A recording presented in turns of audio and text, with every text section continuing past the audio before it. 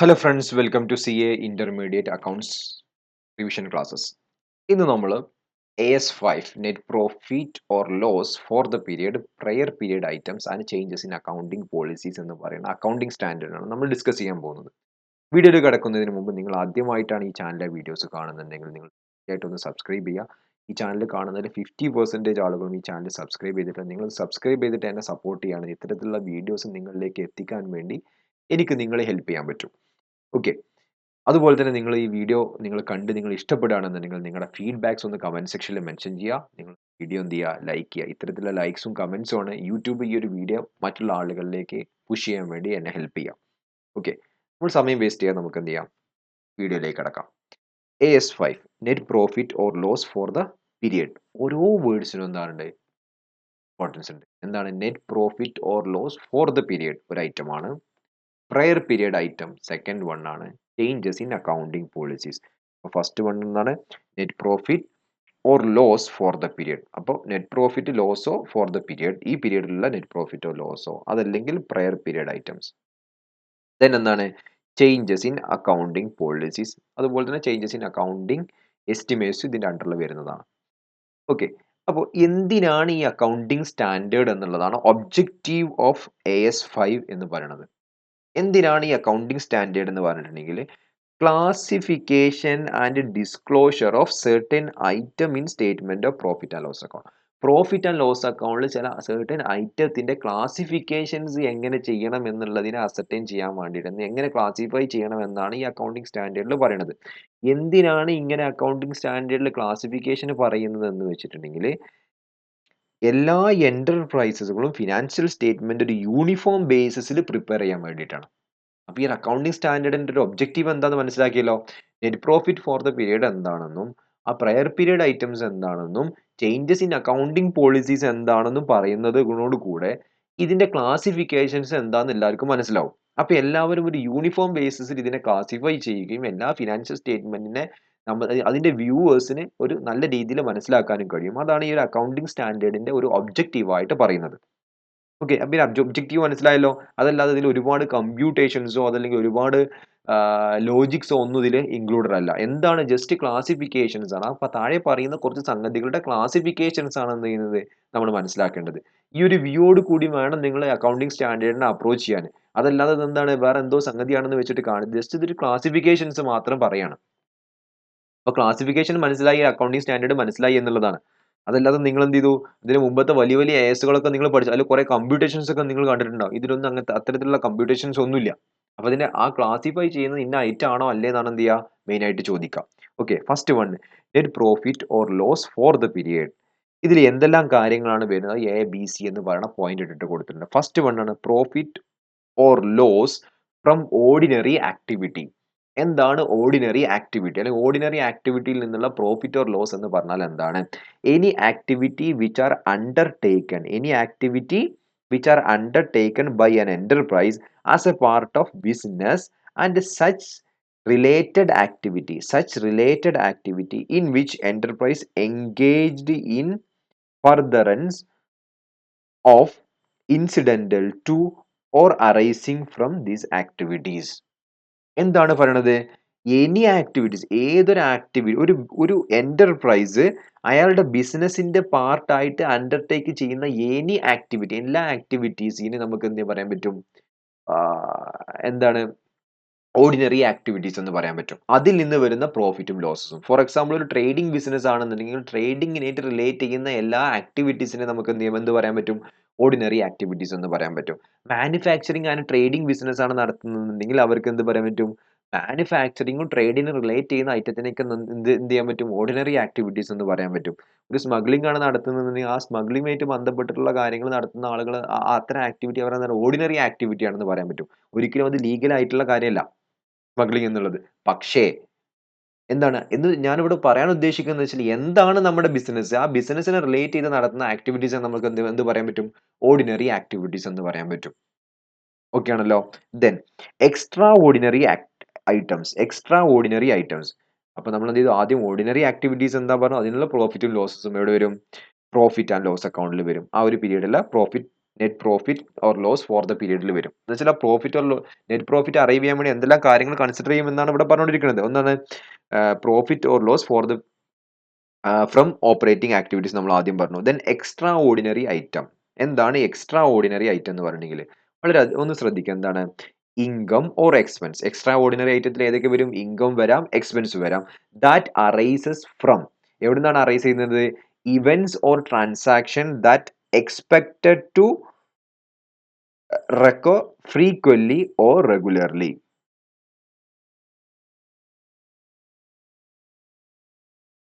എന്താണ് പറയണത്? അങ്ങനെയല്ലല്ലോ, നമ്മൾ വായിച്ച പാരഗ്രാഫ് മാറിപ്പോയിട്ടുണ്ട്. എന്താണ്? Events or transaction that are clearly distinct from ordinary activities. ശ്രദ്ധിക്കട്ടോ, എന്താണ് പറയുന്നത്? ഇൻകോ എക്സ്പെൻസോ എവിടുന്നാണ് അറൈസ് ചെയ്യുന്നത്? Transactions that are clearly distinct from ordinary activities. എന്താണ് പറയുന്നത്? ഒരു ട്രാൻസാക്ഷന് അതല്ലെങ്കിൽ എന്താണ് ഒരു ഇവന്റിനെ അവരുടെ ഓർഡിനറി ആക്ടിവിറ്റിയിൽ നിന്ന് നമുക്ക് ഡിസ്റ്റിങ്ക്ട് ചെയ്യാൻ പറ്റും. എന്ന് വെച്ചാൽ അത് ഓർഡിനറി ആക്ടിവിറ്റി അല്ല എന്ന് പറയാൻ പറ്റും. Of the enterprise therefore are not expected to recur frequently or regularly. ആ ഒരു ആ ഒരു ഇവന്റോ ട്രാൻസാക്ഷനോ നമ്മൾ എക്സ്പെക്ട് ചെയ്യുന്നില്ല എന്താണ് അത് റെഗുലർലിയോ അല്ലെങ്കിൽ ഫ്രീക്വന്റ്ലി ആയിട്ട് ഒക്കർ ചെയ്യും. വീണ്ടും വീണ്ടും ആ ഒരു സംഗതി സംഭവിക്കും നമ്മൾ എന്ത് ചെയ്യുന്നില്ല, പ്രതീക്ഷിക്കുന്നില്ല. അത്തരത്തിലുള്ള ഇവന്റ്സിനെയും ട്രാൻസാക്ഷനെയും നമുക്ക് എക്സ്ട്രാ ഓർഡിനറി ഐറ്റംസ് എന്ന് പറയാൻ പറ്റും. എക്സ്ട്രാ ഓർഡിനറി ഐറ്റംസ് നമുക്ക് എന്ത് ചെയ്യാൻ പറ്റും? പറയാൻ പറ്റും.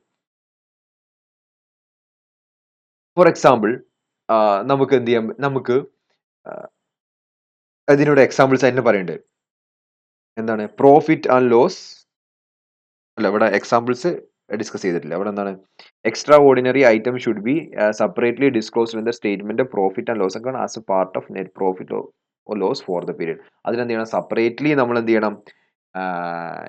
ഡിസ്ക്ലോസ് ചെയ്യണം എന്നാണ് പറയുന്നത്. അപ്പോൾ ഒരു എക്സ്ട്രാ ഓർഡിനറി ഐറ്റത്തിന് നമുക്ക് ഒരു എക്സാമ്പിൾ പറയാന്ന് വെച്ചിട്ടുണ്ടെങ്കിൽ, ഫസ്റ്റ് വണ് നമുക്ക് എന്ത് ചെയ്തു? ഒരു ലോസ് സംഭവിച്ചു. ഒരു ഫയർ സംഭവിച്ചു. ബിസിനസ്സിൽ എന്ത് ചെയ്തു? ഒരു ഫയർ സംഭവിച്ചു. ഫയർ വഴി നമുക്ക് എന്ത് ചെയ്തു?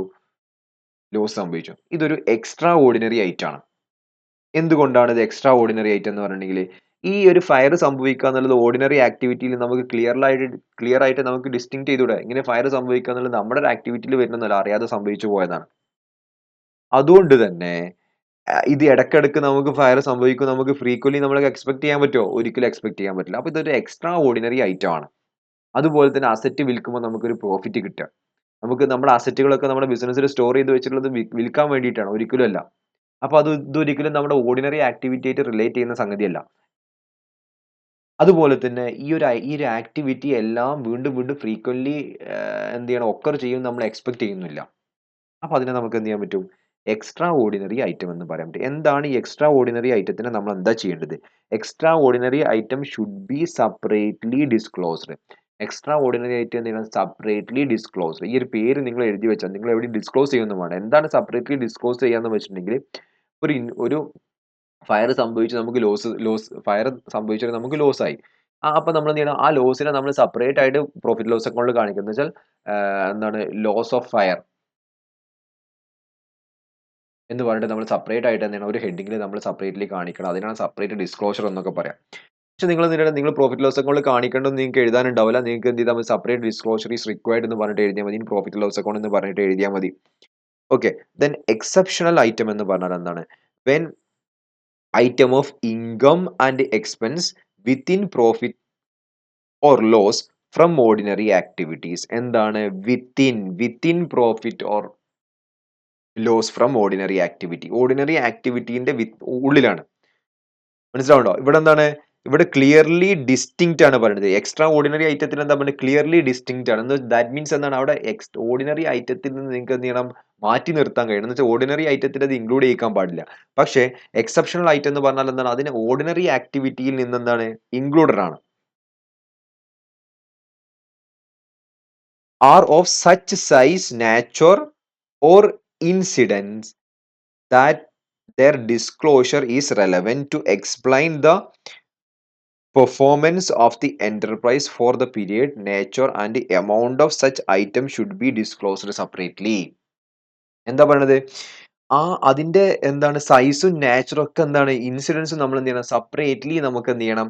ഡിസ്ക്ലോസ് ചെയ്യാൻ പറ്റും. അതല്ലെങ്കിൽ അതെന്താണ്? നമ്മൾ ഒരു ഒരു ഓർഡിനറി ആക്ടിവിറ്റിയിലുള്ള സംഗതി തന്നെയാണ്. പക്ഷെ എന്താണ്? നമുക്ക് അത്തരത്തിലുള്ള സൈസിലോ അതല്ലെങ്കിൽ ആ നാച്ചറിലോ നമുക്ക് എന്ത് ചെയ്യാറില്ല? ഉണ്ടാവാറില്ല. നമുക്ക് ഫോർ എക്സാമ്പിൾ പറയുകയാണെന്നുണ്ടെങ്കില്, അപ്പൊ നമ്മൾ ഇതിലെ എക്സാമ്പിളിലേക്ക് നമ്മൾ കടക്കുകയാണെന്നുണ്ടെങ്കില്, ഇപ്പോ നമ്മൾ ഓർഡിനറി ആക്ടിവിറ്റിയിൽ വരുന്നൊരു കാര്യമാണ്. പക്ഷെ എന്ത് ചെയ്യുന്നില്ല? നമുക്ക് അതിന്റെ സൈസോ അതല്ലെങ്കിൽ അതിന്റെ നാച്ചറോ ഒക്കെ ഡിഫറന്റ് ആണ്. ഫോർ എക്സാമ്പിൾ നമ്മള് ആഹ്, ഓൾറെഡി നമ്മൾ പ്രൊവിഷൻ വെച്ചിട്ടുണ്ട്. ഈ പ്രൊവിഷനെ നമ്മൾ എന്ത് ചെയ്യാണ്? ബിസിനസ്സിലേക്ക് റിവൈസ് ചെയ്യാണ്. പ്രൊവിഷനെ നമ്മൾ എന്ത് ചെയ്യാണ്? ബിസിനസ്സിലേക്ക് നമ്മൾ എന്ത് ചെയ്യാണ്? പ്രൊവിഷനെ നമ്മൾ എന്ത് ചെയ്യാണ്? റൈറ്റ് ഓഫ് ചെയ്യാണ്. റൈറ്റ് ഓഫ് ചെയ്ത് ഒഴിവാക്കാണ്. ഇത് എവിടെ കാണിക്കേണ്ടതാണ്? പ്രോഫിറ്റ് ലോസ് അക്കൗണ്ടിൽ കാണിക്കേണ്ടതാണ്. നമ്മൾ ബിസിനസ് ആക്ടിവിറ്റിയെ ബേസ് ചെയ്തിട്ട് തന്നെ സംഭവിക്കണം എന്ത്? പ്രൊവിഷനെ റൈറ്റ് ഓഫ് ചെയ്യുക എന്നുള്ളത്. അതല്ലെങ്കിൽ എന്താണ്? നമ്മൾ റിട്ടേൺ ഓൺ വാല്യൂവിൽ നിന്ന് നമ്മൾ എന്ത് ചെയ്യാണ്? നമ്മള് സ്ട്രെയിറ്റ് ലൈൻ ബേസിലേക്ക് നമ്മൾ ഡിപ്രീസിയേഷൻ എന്ത് ചെയ്യാണ്? മാറ്റുകയാണ്. ആ സമയത്ത് എന്ത് ചെയ്യും? ചിലപ്പോൾ ഡിപ്രീസിയേഷനിൽ ചേഞ്ചസ് സംഭവിച്ചേക്കാം. അതല്ലാന്നുണ്ടെങ്കിൽ നമ്മൾ എന്ത് ചെയ്യും? എന്തെങ്കിലും റിസർവുകളോ നമ്മൾ എന്ത് ചെയ്യാണ്? റൈറ്റ് ഓഫ് ചെയ്ത് ഒഴിവാക്കുകയാണ്. നമ്മൾ എന്തെങ്കിലും നമ്മൾ പ്രിലിമിനറി എക്സ്പെൻസ് അങ്ങനത്തെ എക്സ്പെൻസുകൾ നമ്മൾ എന്ത് ചെയ്യാണ്? റൈറ്റ് ഓഫ് ചെയ്യാണ്. ഇതെന്താണ്? ഒരു എക്സെപ്ഷണൽ ഐറ്റമാണ്. സാധാരണ ഉണ്ടാവുന്ന ഐറ്റം അല്ല. എന്നാൽ നമ്മുടെ നോർമൽ ബിസിനസ്സിനായിട്ട് റിലേറ്റ് ചെയ്യുന്ന ഐറ്റംസ് ആണെങ്കിലും ഓർഡിനറി ആക്ടിവിറ്റിയിൽ വരുന്നതാണ്. നേരത്തെ മുമ്പ് സംഭവിച്ച ഐറ്റംസ് എന്തല്ല? ഓർഡിനറി ആക്ടിവിറ്റിയിൽ വരുന്നതല്ല. എർത്ത് ക്വേക്ക് സംഭവിക്കുക എന്നുള്ളത് ഓർഡിനറി ആക്ടിവിറ്റിയിൽ വരുന്നതാണോ? അല്ല. അതല്ലെങ്കിൽ നമ്മുടെ ഫയർ സംഭവിക്കുക എന്നുള്ളത് ഓർഡിനറി ആക്ടിവിറ്റിയിൽ വരുന്നതാണോ? അല്ല. പക്ഷെ എന്താണ്? അത് നമ്മൾ ഇടയ്ക്കിടയ്ക്ക് സംഭവിക്കും. അതല്ലെങ്കിൽ നമ്മൾ എന്താണ് ഫ്രീക്വന്റ്ലി അല്ലെങ്കിൽ ഫ്രീക്വന്റ്ലി റെക്കർ ചെയ്യും നമ്മൾ എന്ത് ചെയ്യുന്നില്ല? എക്സ്പെക്ട് ചെയ്യുന്നില്ല. അതുകൊണ്ട് അതെന്താണ്? എക്സ്ട്രാ ഓർഡിനറി ഐറ്റം ആണ്. ഇതെന്താണ്? എക്സെപ്ഷണൽ ഐറ്റം ആണ്. എക്സെപ്ഷണൽ ഐറ്റം നമ്മൾ നോർമൽ ആക്ടിവിറ്റിയുടെ ബേസിസിൽ തന്നെയാണ് നടക്കുന്നത്. പക്ഷേ അവിടെ എന്താണ്? അതിന്റെ നാച്ചറും അതിന്റെ സൈസും എന്താണ്? ഡിഫറന്റ് ആണ്. മനസ്സിലാവുന്നുണ്ടല്ലോ. ഇനി ഫോർ എക്സാമ്പിൾ ആണ് പറഞ്ഞത് എന്താണ്? പ്രൊവിഷൻസിനെ എന്ത് ചെയ്യാണ്? റിവൈസ് ചെയ്യുക. അതുപോലെ തന്നെ എന്താണ്? ചില എക്സ്പെൻസുകൾ റൈറ്റ് ഓഫ് ചെയ്ത് ഒഴിവാക്കുക. ഇത്തരത്തിലുള്ള എമൗണ്ടുകളൊക്കെ എന്ത് ചെയ്യും വരും. ഫോർ എക്സാമ്പിൾ ഇപ്പൊ എന്താണ്? ഒരു 4 വർഷം നിങ്ങൾ എന്ത് ചെയ്തു? എംപ്ലോയീസ് എന്താണ്? നിങ്ങള് സ്ട്രൈക്കിലാണ്. ഈ 4 വർഷത്തിന് ശേഷം നിങ്ങൾ എന്ത് ചെയ്തു? അവർക്ക് എന്ത് ചെയ്തു? നിങ്ങള് സാലറി എന്ത് ചെയ്തു? സാലറി ഇൻക്രിമെന്റ് കൊടുക്കുകയാണ്. സാലറിയിലെ ഇൻക്രിമെന്റ് കൊടുക്കുകയാണ്. ഈ ഇൻക്രിമെന്റ് കൊടുക്കുന്നത് എന്താണ്? നിങ്ങൾ റിട്രോസ്പെക്റ്റീവ് എഫക്റ്റിലാണ്. കാരണം 4 വർഷം മുമ്പുള്ള സാലറി ആയിട്ടാണ് നിങ്ങൾ കൊടുക്കുന്നത്. അവിടുന്ന് ഇങ്ങോട്ടുള്ള സാലറി മുഴുവൻ നിങ്ങൾ കൊടുക്കേണ്ടത്. അങ്ങനെ നിങ്ങൾക്ക് എന്ത് ചെയ്തു? ഒരു 20,00,000 നിങ്ങൾക്ക് സാലറി ഇനത്തിൽ നിങ്ങൾക്ക് ആ ഒരു ഇയറിലെ എക്സ്പെൻസ് വരികയാണ്. നിങ്ങൾ സാലറി കൊടുക്കുക എന്നുള്ളത് എന്താണ്? നോർമൽ എക്സ്പെൻഡിച്ചർ ആണ്.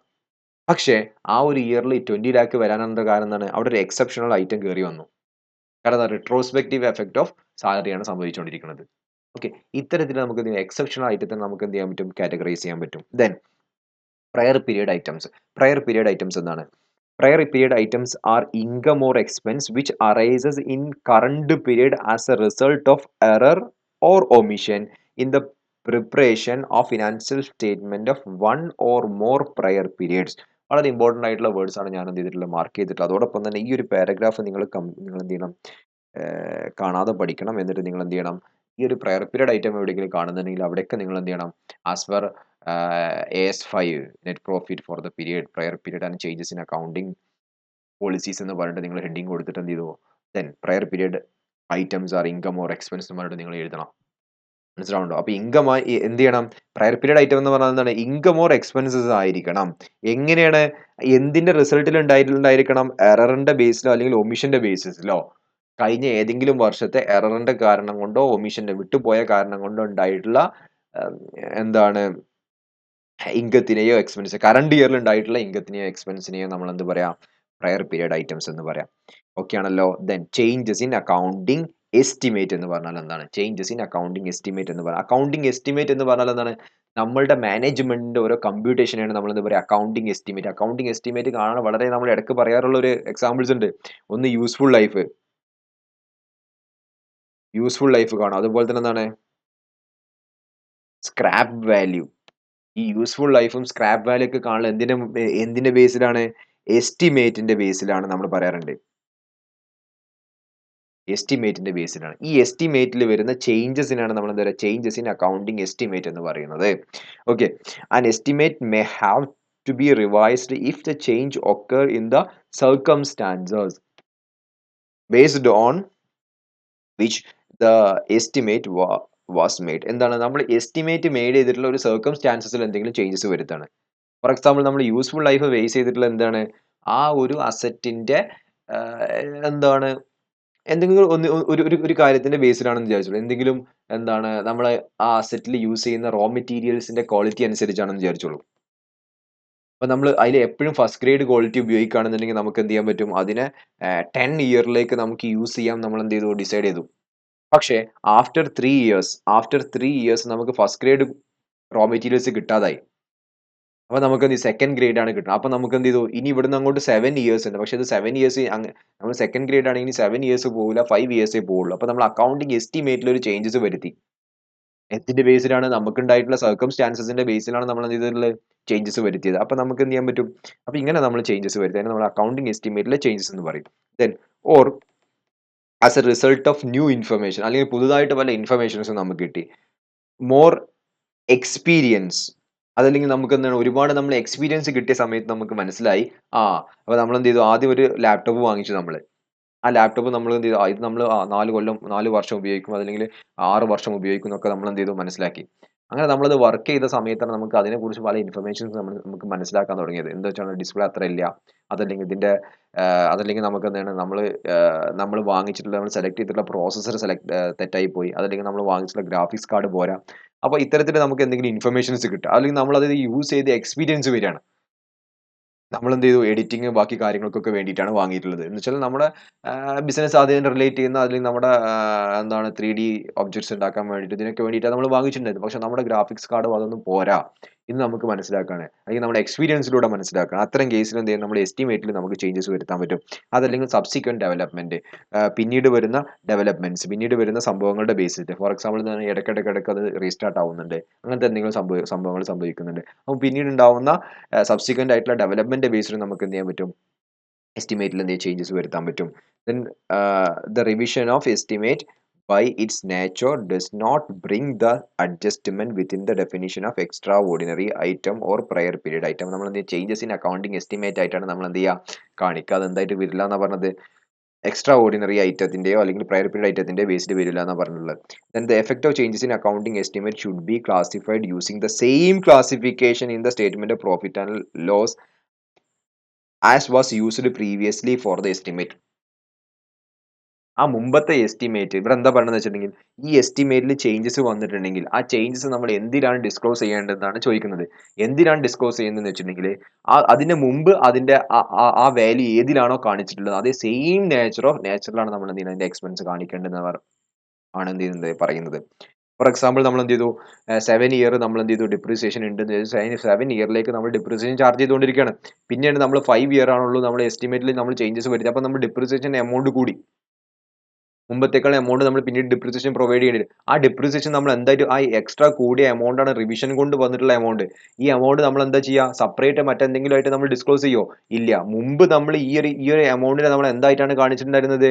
ഡിപ്രീസിയേഷൻ ആണ് കാണിച്ചത്. അപ്പോൾ ഈ കൂടിയ എമൗണ്ടിനെ നമ്മൾ എന്തായിട്ടാണ് ആഡ് ചെയ്യും?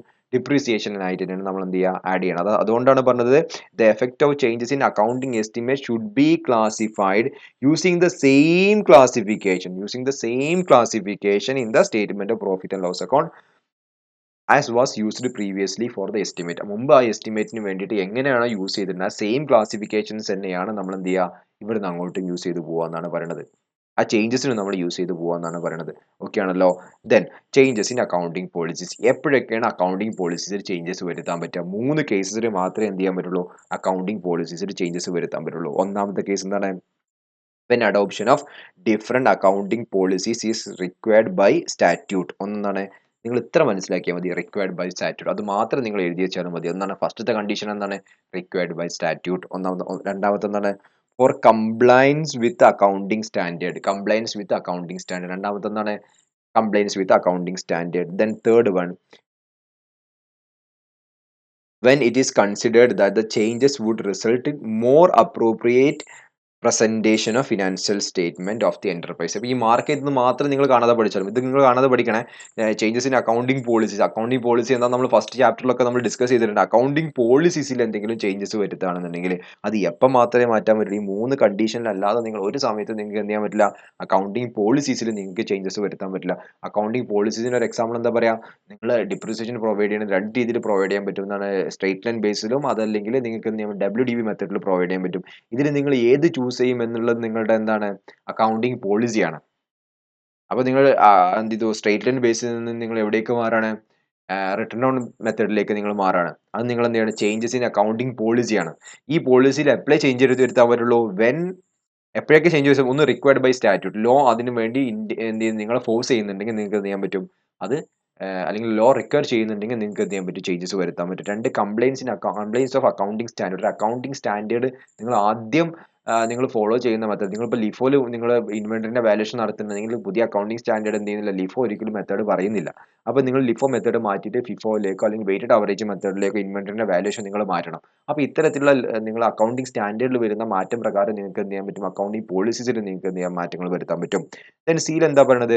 More appropriate presentation of financial statement. Financial statement ഒന്നും കൂടി അപ്രോപ്രിയേറ്റ് ആയിട്ട് യൂസേഴ്സിന് മനസ്സിലാവുന്ന രീതിയിൽ പ്രസന്റേഷൻ നടത്താൻ വേണ്ടിയിട്ട് നിങ്ങൾക്ക് എന്ത് ചെയ്യാൻ പറ്റും?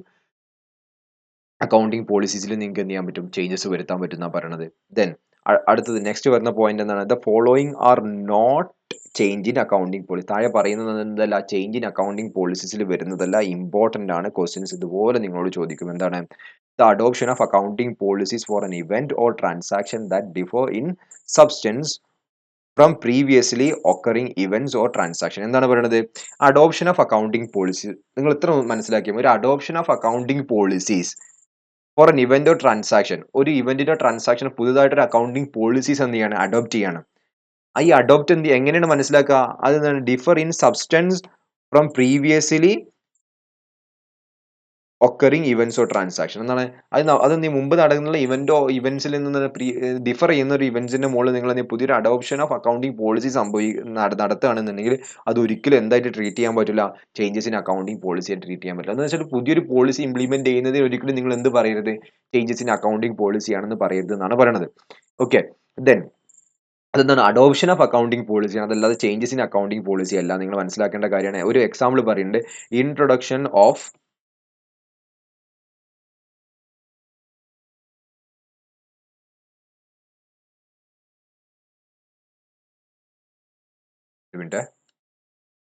എന്താണ് പറയുന്നത്? ഇൻട്രൊഡക്ഷൻ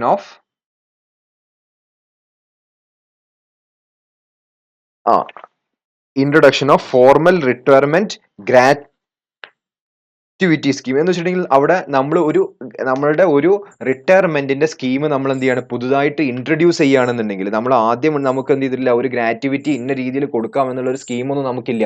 നമ്മൾ പുതുതായിട്ട് എന്ത് ചെയ്യാണ്? ഗ്രാറ്റുവിറ്റി കൊടുക്കാൻ വേണ്ടി ഒരു സ്കീം നമ്മൾ ഇൻട്രൊഡ്യൂസ് ചെയ്യുകയാണെന്നുണ്ടെങ്കിൽ നമുക്ക് അതിനെന്ത് പറയാൻ പറ്റും? ഒരിക്കലും ചേഞ്ചസ് ഇൻ അക്കൗണ്ടിംഗ് പോളിസി ഇല്ല. ആദ്യമായിട്ട് അവിടെ ഉണ്ടായിരുന്നതല്ല. പുതുതായിട്ട് നമ്മൾ ഒരു പുതിയ എന്താണ് ഗ്രാറ്റുവിറ്റിന്റെ സ്കീം നമ്മൾ എന്ത് ചെയ്യാണ്? കൊണ്ടുവരികയാണ്. അതിനൊരിക്കലും എന്ത് പറയില്ല? ചേഞ്ചസ് ഇൻ അക്കൗണ്ടിംഗ് പോളിസീസ് എന്ന് പറയില്ല. അതിനെന്താണ്? ഇൻട്രൊഡക്ഷൻ ഓഫ് ന്യൂ പോളിസി എന്നാണ് പറയാം. ഓക്കെ, അത് നിങ്ങൾ മനസ്സിലാക്കി വെക്കണം. Then another one, the adoption of new accounting policy for event or transaction which did not occur previously or that were immaterial. എന്താണ്? ഒരു പുതിയ അക്കൗണ്ടിംഗ് പോളിസീസ് എന്ത് ചെയ്യാണ്? അഡോപ്റ്റ് ചെയ്യാണ് for event or transaction which did not occur previously or that were immaterial. എന്ന് വെച്ചാൽ immaterial ആയിട്ടുള്ള ഒരു ട്രാൻസാക്ഷന് വേണ്ടിയിട്ടോ ഇമ്മെറ്റീരിയൽ ഒരു കാര്യത്തിന് വേണ്ടിയിട്ടാണ് എന്ത് ചെയ്യുന്നത്? ഒരു അക്കൗണ്ടിംഗ് പോളിസീസ് ഇവിടെ എന്താ പറയുന്നത്? പുതിയൊരു അക്കൗണ്ടിംഗ് പോളിസീസ് അഡോപ്റ്റ് ചെയ്യുകയാണെന്നുണ്ടെങ്കിൽ അത് ഒരിക്കലും എന്തിൽ വരില്ല എന്നാണ് പറയുന്നത്? ഒരു പുതുതായിട്ട് നമ്മുടെ അക്കൗണ്ടിംഗ് പോളിസീസ് നമ്മൾ അഡോപ്റ്റ് ചെയ്യണമെന്നുണ്ടെങ്കിൽ അത് ഒരിക്കലും എന്ത് വരില്ല? ചേഞ്ചസ് ഇൻ അക്കൗണ്ടിംഗ് പോളിസിയിൽ കൺസിഡർ ചെയ്യാൻ പറ്റില്ല എന്നാണ് പറയുന്നത്. ഇവിടെ ഞാൻ 2 പാരഗ്രാഫ് കൊടുത്തിട്ടുണ്ട്. ഈ പാരഗ്രാഫ് എന്തിനാണെന്ന് വെച്ചിട്ടുണ്ടെങ്കിൽ ഇതുപോലെ നിങ്ങൾ എന്ത് ചെയ്യുക? കാണാതെ പഠിച്ചു വെക്കുക. നമ്മൾ ഓൾറെഡി ഡിസ്കസ് ചെയ്ത കാര്യങ്ങളാണ്. ഇതുപോലെയാണ് നിങ്ങൾ എന്ത് ചെയ്യണം? നിങ്ങൾ റിലേറ്റ് ചെയ്യുന്ന ഓരോ കാര്യങ്ങൾ ഇവിടെ എന്താണ്? പ്രയർ പീരിയഡ് ഐറ്റത്തിനെ പറ്റി പറയുന്നുണ്ട്. ആൻഡ് എന്താണ്? Item will not be consider changes in accounting policy എന്ന് വെച്ചാൽ ഒരു അക്കൗണ്ടിംഗ് പോളിസിയിലെ ചേഞ്ചസിനെ പറ്റിയിട്ടല്ല ഡിസ്കസ് ചെയ്യുന്നത്. അത്തരം കേസിൽ എന്ത് ചെയ്യണം? നിങ്ങൾ എഴുതി വെക്കാൻ വേണ്ടിയിട്ടുള്ള ഒരു പാരഗ്രാഫാണ് കൊടുത്തിട്ടുള്ളത്. ക്വസ്റ്റ്യനിൽ നിന്ന് എടുത്ത് എഴുതി വെച്ചതാണ്. നിങ്ങൾ എന്ത് ചെയ്യുക? ഒരു ഒറ്റ ഒരു രീതിയിൽ നിങ്ങൾക്ക് മനസ്സിലാക്കാൻ വേണ്ടിയിട്ടാണ് എഴുതി വെച്ചിട്ടുള്ളത്. നിങ്ങൾ കാണാതെ പഠിക്കണം. എന്നുവെച്ചാൽ കാണാതെ ഓർത്ത് വെച്ചിട്ട് ആ രീതിയിൽ എഴുതാൻ വേണ്ടി നിങ്ങൾ പഠിക്കണം. എന്നിട്ട് നിങ്ങൾ എന്ത് ചെയ്യണം? പോയിട്ട് നിങ്ങൾ എഴുതണം. ഓക്കെ. ദെൻ നമുക്ക് എന്ത് ചെയ്യണം? ഇല്ലുസ്ട്രേഷനിലേക്ക് കടക്കാം. എന്താണ് ഫസ്റ്റ് വൺ? ഇല്ലുസ്ട്രേഷൻ 1. നമുക്ക് ഓരോന്ന് ഡിസ്കസ് ചെയ്തിട്ട് പോവാം. എന്താണ്? Fuel surcharge is billed by the state electricity board by provisional rate. Final bill for fuel surcharge of rupees 5.3 lakh for the period October 2008 to September 2015 was received. ഏത് വരെയുള്ള September 2015 വരെ receive ചെയ്തതാണ്. Received and paid in February 2016. എന്നാണ് paid ചെയ്തിട്ടുള്ളത്? ഫെബ്രുവരി 2016 ആണ് paid ചെയ്തിട്ടുള്ളത്. അപ്പോൾ minimum എന്തെങ്കിലും നമ്മൾ റെക്കോർഡ് ചെയ്യണം. 2015-16 നമ്മൾ അതിനെ റെക്കോർഡ് ചെയ്യണം. Okay. However the same was accounted in the year 16-17. പക്ഷെ എന്നാണ് റെക്കോർഡ് ചെയ്യണത്? 2016-17 അടുത്ത ഇയറിലാണ് റെക്കോർഡ് ചെയ്യണത്. Comments on the accounting treatment done on the said case. മുകളിൽ പറഞ്ഞ കേസിൽ എന്ത് അക്കൗണ്ടിങ് ട്രീറ്റ്മെന്റ് ആണ് നടത്തിയത് എന്ന് എന്ത് ചെയ്യുക? നമ്മോട് മനസ്സിലാവും. അപ്പൊ നമുക്ക് എന്ത് ചെയ്തു? 2015-16 റെക്കോർഡ് ചെയ്യുന്ന ഒരു സാധനത്തെ എവിടെ കൊണ്ടുപോയി റെക്കോർഡ് ചെയ്തു? 16-17 റെക്കോർഡ് ചെയ്തു. അപ്പൊ അവിടെ ഒരു ഒമിഷൻ സംഭവിച്ചിട്ടുണ്ട്. ഈ ഒമിഷൻ എന്ന് പറഞ്ഞ വേർഡ് നിങ്ങൾ എവിടെയെങ്കിലും കേട്ടിട്ടുണ്ടോ? യെസ്, എവിടെ കേട്ടിട്ടുണ്ട്? പ്രയർ പീരിയഡ് ഐറ്റത്തിൽ കേട്ടിട്ടുണ്ട്. അപ്പൊ ഇതെന്താണ്? ഒരു പ്രയർ പീരിയഡ് ഐറ്റം ആണ്. അപ്പൊ ഇവിടെ എന്താണ്? ഞാൻ ഓരോ പോയിന്റ് വൈസേ കൊടുത്തിട്ടുള്ളൂ. എന്താണ്? The final bill having been paid in February 2016 should have been accounted in the year 31st March 2016. 2016 എന്ത് ചെയ്യണം? നമ്മൾ റെക്കോർഡ് ചെയ്തിരിക്കണം. It seems that as a result of error or omission in the preparation of financial statement of prayer period, മുമ്പ് നടന്നിട്ടുള്ള prayer പീരീഡിൽ ഒരു omission ആണ് സംഭവിച്ചിട്ടുള്ളത് എന്നാണ് പറയുന്നത്. therefore should be treated as prayer period item as per AS5. AS5 നമ്മൾ എന്ത് ചെയ്യണം? പ്രയർ പീരീഡ് ആയിട്ട് ട്രീറ്റ് ചെയ്യണം. എന്താണ് ഇനി എന്താണ്?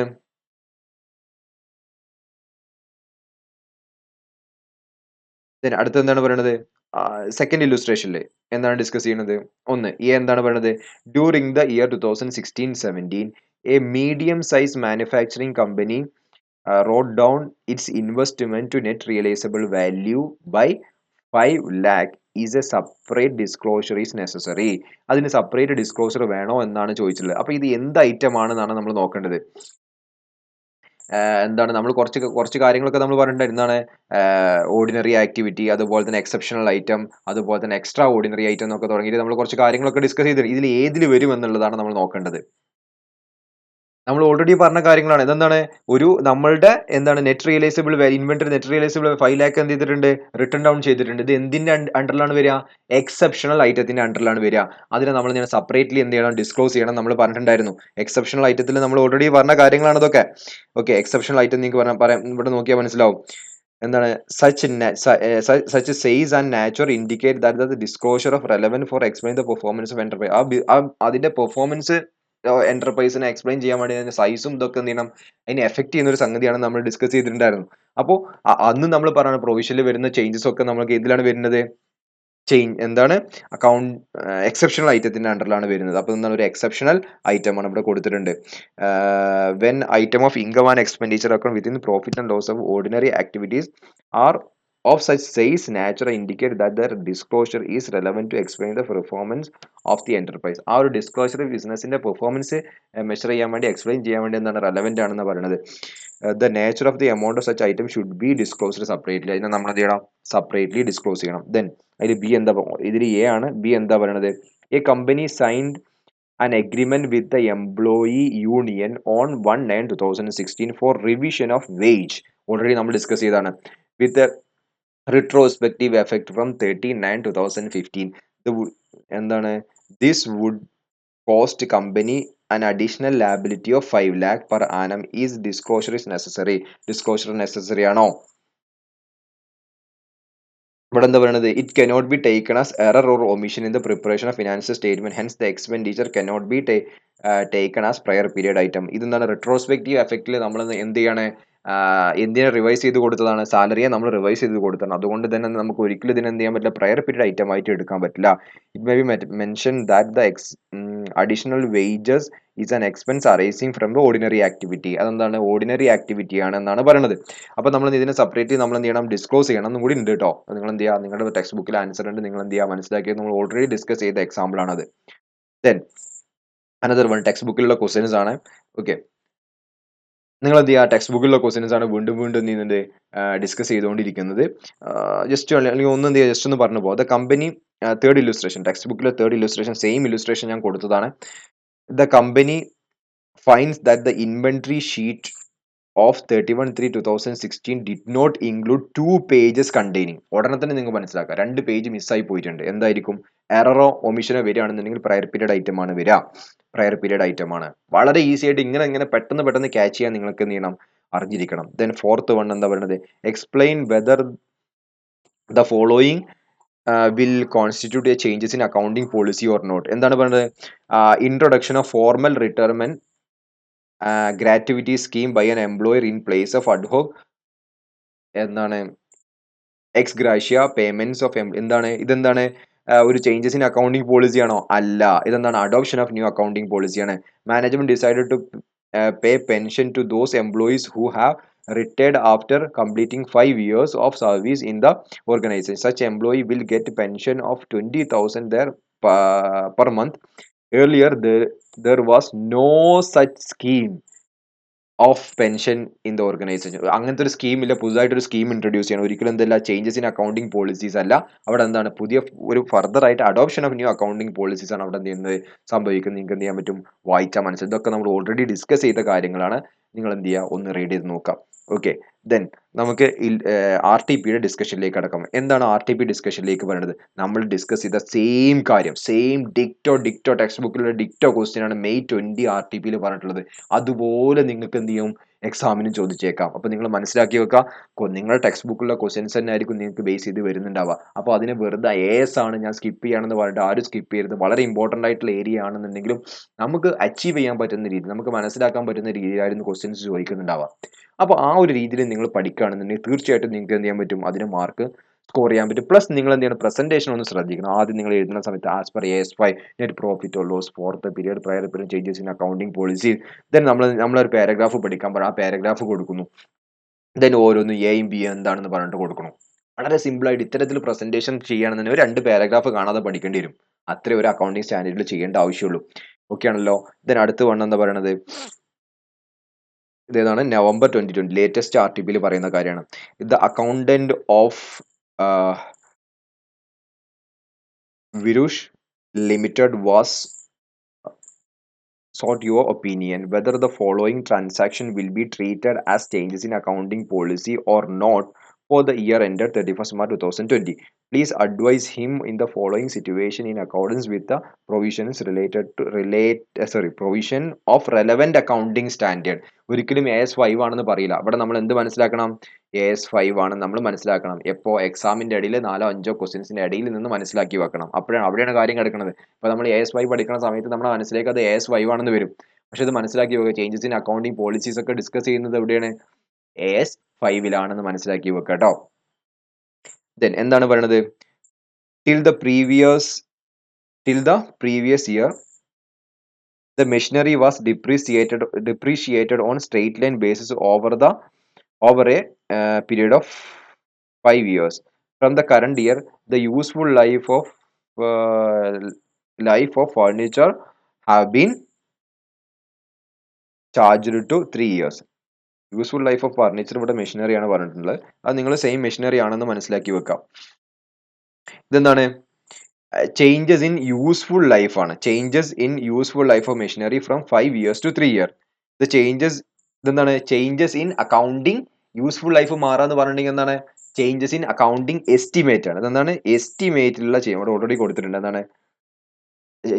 ഇതെന്താണ്? ചേഞ്ച് ഇൻ അക്കൗണ്ടിങ് എസ്റ്റിമേറ്റ് ആണ്, not change in accounting policy. Accounting പോളിസിയിലുള്ള ചേഞ്ച് അല്ല, ചേഞ്ച് ഇൻ അക്കൗണ്ടിങ് എസ്റ്റിമേറ്റ് ആണ്. നമ്മൾ ഓൾറെഡി ഡിസ്കസ് ചെയ്ത കാര്യങ്ങൾ തന്നെയാണ് വീണ്ടും വീണ്ടും ചോദിക്കുക. നമ്മൾ അതിനൊന്ന് ഗ്രിപ്പ് ഉണ്ടാക്കി മാത്രം എടുത്താൽ മതിയാവും. ഇതിന് അടുത്തെന്താണ്? Introduction of formal retirement. ചോദിക്കുമ്പോൾ തന്നെ നിങ്ങൾ പല പ്രാവശ്യം കണ്ട സംഗതികളാണ്. ഇതെന്താണ്?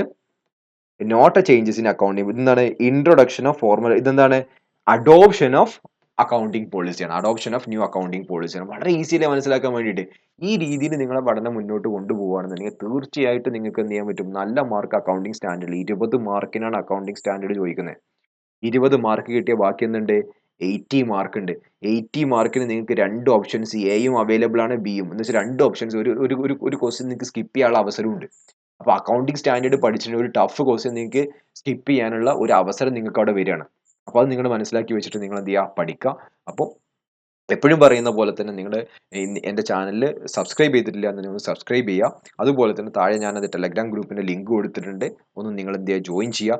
നിങ്ങളുടെ വാല്യുബിൾ ആയിട്ടുള്ള ഫീഡ്ബാക്സ് ഒന്ന് കമൻറ്റ് സെക്ഷനിൽ മെൻഷൻ ചെയ്യുക. വീഡിയോ ഇഷ്ടപ്പെട്ടിട്ടുണ്ടെങ്കിൽ ഒന്ന് ലൈക്ക് ചെയ്യുക. എങ്കിൽ മാത്രമേ യൂട്യൂബ് എന്ത് ചെയ്യുള്ളൂ? ഞാൻ ചെയ്യുന്ന വീഡിയോസ് മറ്റുള്ളവർക്ക് എത്തിക്കാൻ വേണ്ടിയിട്ട് യൂട്യൂബിൻ്റെ അൽഗോരിതം പുഷ് ചെയ്യുള്ളൂ. ഓക്കെ. അപ്പോൾ നമുക്ക് എന്ത് ചെയ്യാം? നെക്സ്റ്റ് വീഡിയോയിൽ കാണാം. Thank you.